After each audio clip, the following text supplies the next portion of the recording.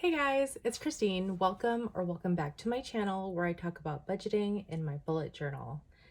So today we are going to go over my July paycheck number 2. I was paid on Wednesday, which was yesterday, the 27th. I think today is the 28th. Anyway, I am going to reference my July budget, which I worked on probably a whole month ago. And I did make some changes. So if you are interested to see what I'm doing for my second paycheck in July, keep watching. Okay, so the cool thing about budgets is that you can change things up as you need. So here I have my July 2022 budget. I do my budget for the month, and then of course I'm paid bi-weekly. So then when that paycheck comes, I know what to do with it. And then of course things come up, changes are needed, depending also on how much money I have to roll over from the previous month or previous paycheck, that'll affect the current one. So that's a look at my July budget. And then here is what I penciled in. I went ahead and did like the previous amounts in my, it's smeared in my bank accounts. And then my sinking funds and variable expense categories. Okay. So I did get paid $2,221.97. For my G1 checking, that covers my bills. I've already got my bills, what they usually are here, but then my budgeted amount. I meant to film this yesterday and I got a little not anxious, but I was just wondering if everything was going to fit into my budget because of the way things fell at the end of my previous budget. So if you haven't seen that video, I will link that up above. I did go over in some categories. Anyhow, so my budgeted amount for the G1 checking is $383 right here. So I am just gonna see if 250 plus 250.35 plus 383 is gonna cover my bills, and it will. So for bills, I have Disney Plus and Hulu. I am going to keep this for this billing cycle, and then I will cancel that for the August billing cycle. I've got my Blue Shield number 1, Blue Shield number 2, my AD&D, my T-Mobile, and my iCloud.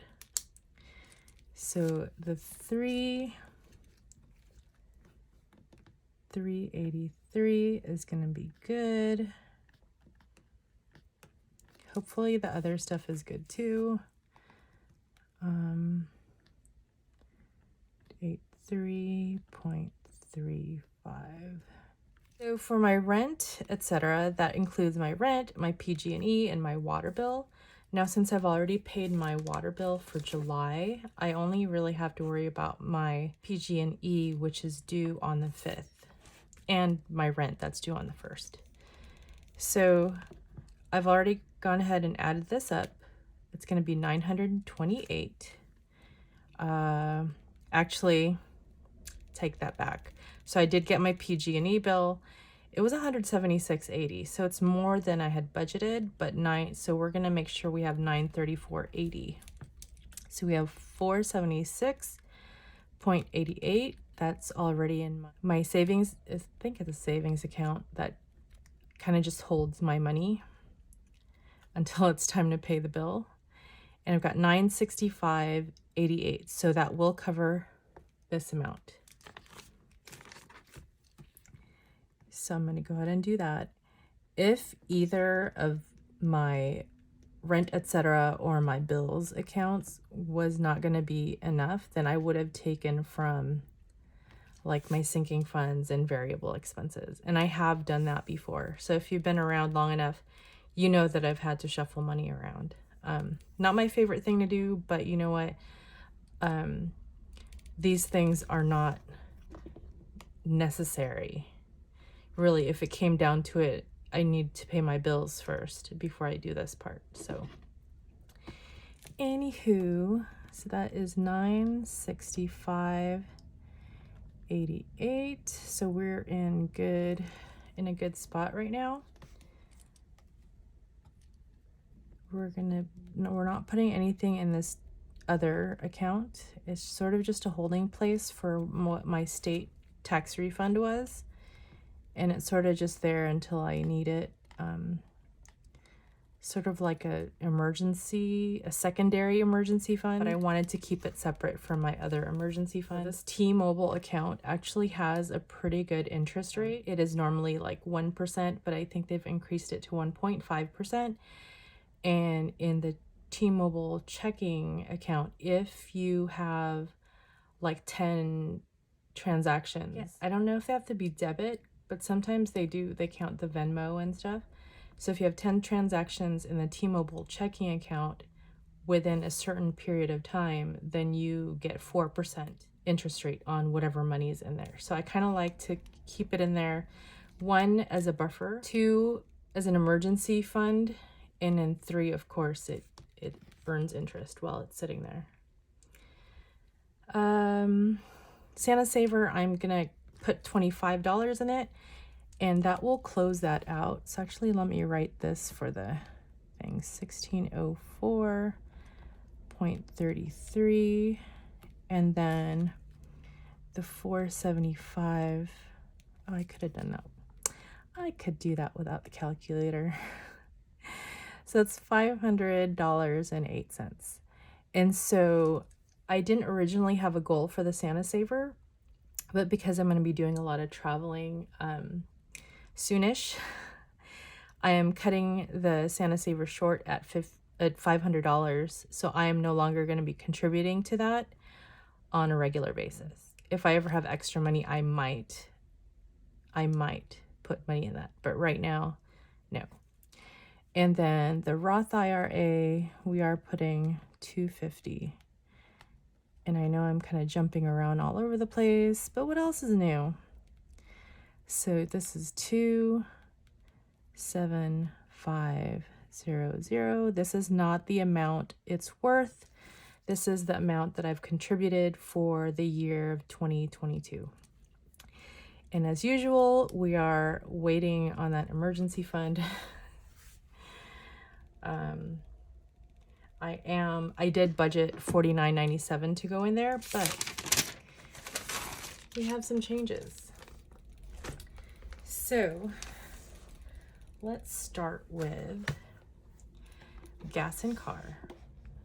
So I did go ahead and transfer on paper. I mean, it's still the same account. So on paper, I transferred the money I had left over from gas and car to my travel gas. So this was supposed to be $37.54. This was like 0, and I have just kind of flipped it. But gas and car is gonna get 70, and that'll be my work gas. And for groceries, I budgeted 100, and that'll be for home. And then the $50 will be for my daughter. Household is gonna get 150,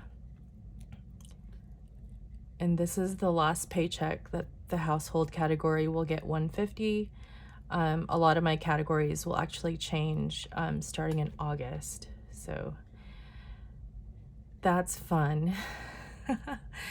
And then for laundry, my daughter is gonna get $20.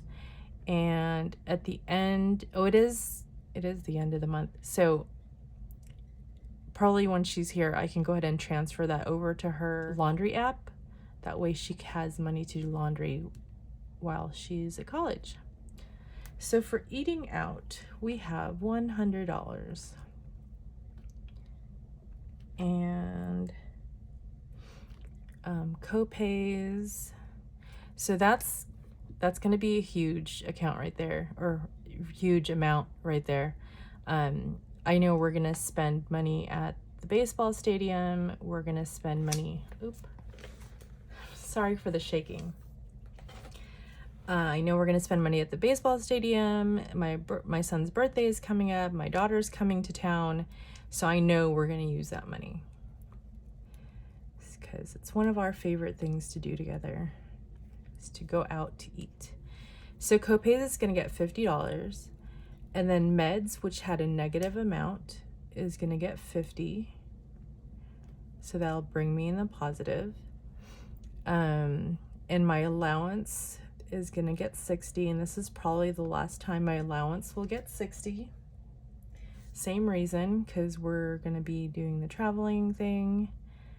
And fun money is gonna get $50, and uncategorized is gonna get $10. So make sure I did this math correctly, which I'm sure I did, right? Sometimes I'll pencil this in and I'll change things around, and then I forget to change the addition too. But in this case, I did not. So that's good. Okay, so here's where things are gonna change. This is gonna get, instead of 100, it's gonna get 140. The reason it's gonna get 140 is because I'm gonna go bring my daughter to her dorm. Oh, okay, so a little story time. So my dad and I switched.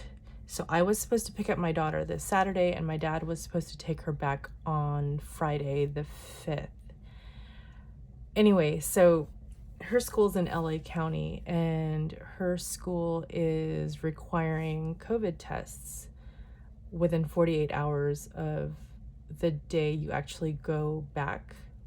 So not only for my daughter, but anybody who's helping her move. So my dad refuses to get a COVID test. Long story, don't even get me started. We tried to see if any other relative could help her out, and there are none. There's nobody. It's me. It's just me. So I talked to my boss, and she was totally understanding. Shocker. And so I'm going to be taking Friday off next week. So I'm taking the 5th off to move my daughter back to her apartment dorm. And my dad will be going on this Saturday, the 29th. Is that the 29th? 27, 28, 29, the 30th.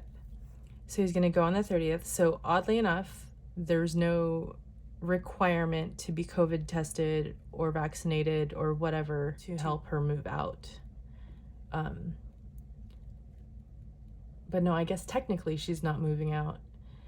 I don't know. It's complicated. So he's going to pick her up, bring her home, and then I'm going to take her back.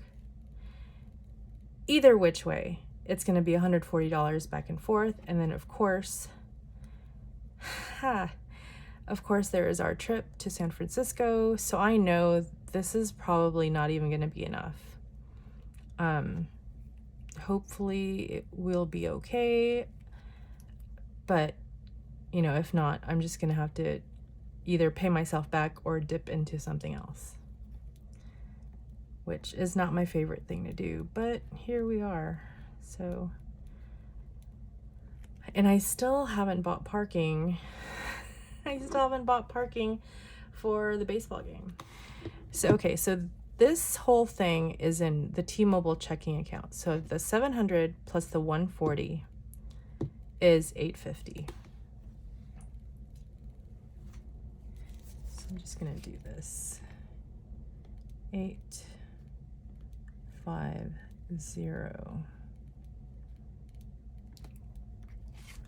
So that's that. And then here we've got beauty and hair. Did I change that? I think last time I gave it 25 and 25. So I'm gonna do that same thing here. So instead of hair just getting 50, we are gonna split that between hair and brows. Car maintenance is gonna get its usual 50. Gifts and giving will get 50. Clothing will get 50. And subscriptions will get 15. And like I've said before, this is now a sinking fund. So once I cancel the Disney Plus and Hulu, anything I add on, which eventually will be HBO, and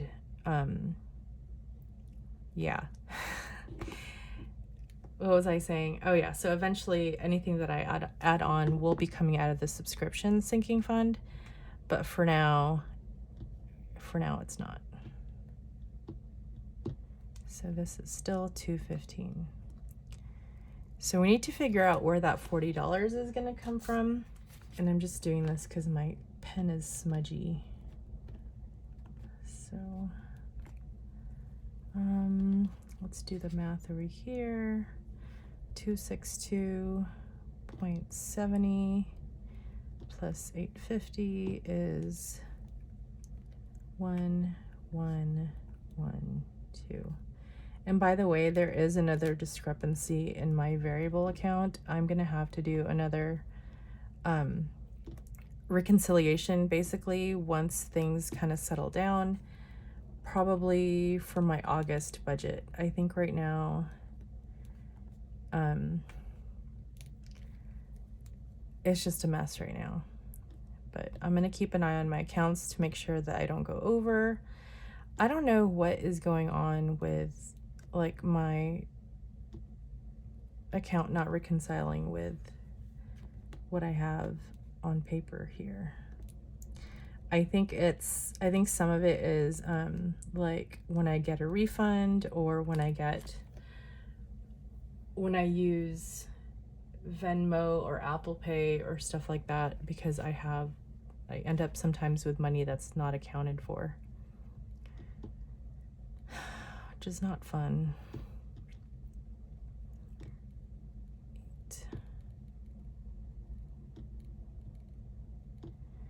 And then I have my accounts are going to be at the end of their, not billing cycle, but the statement cycle.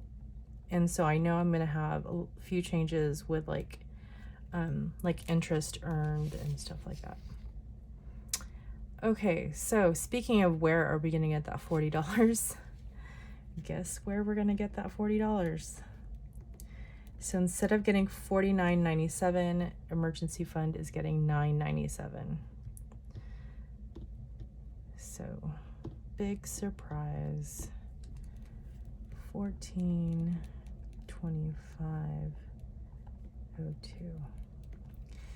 But like, as long as I'm not dipping into it, right? I don't know. I'm not even sure that logic works anymore, but it is what it is. So before I go on to do this balance here, I just want to make sure I have, oh, you can't even see. Okay. I just want to make sure that this, the 1937 plus the 284.97 equals my paycheck, which it does. Yay. So 2750 plus 1425.02 plus 1604.33 plus 500.08 is 62794.3.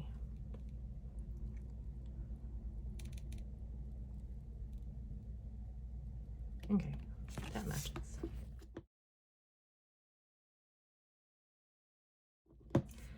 So that's it for my July 27th budget. I would show you my budget category tracker, but I don't have one printed out, so I am just gonna have to do that on my first check-in.